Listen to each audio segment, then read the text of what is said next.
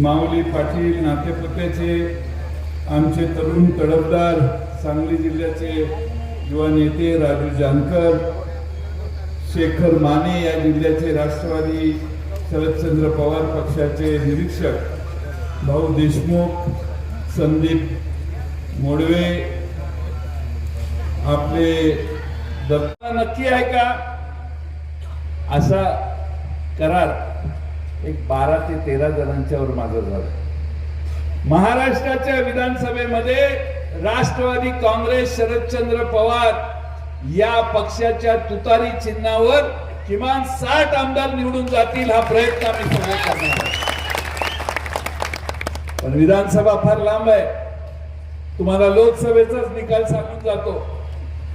आज 10 लोकसभेच्या जागा राष्ट्रवादी काँग्रेस शरदचंद्र पवार पक्ष लढवतोय।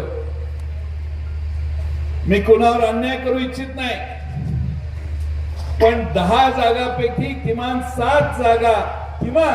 7 जागा या तुतारीच्या चिन्हावर महाराष्ट्रातली जनता निवडून देणार आहे, हे मी तुम्हाला आज सांगतो।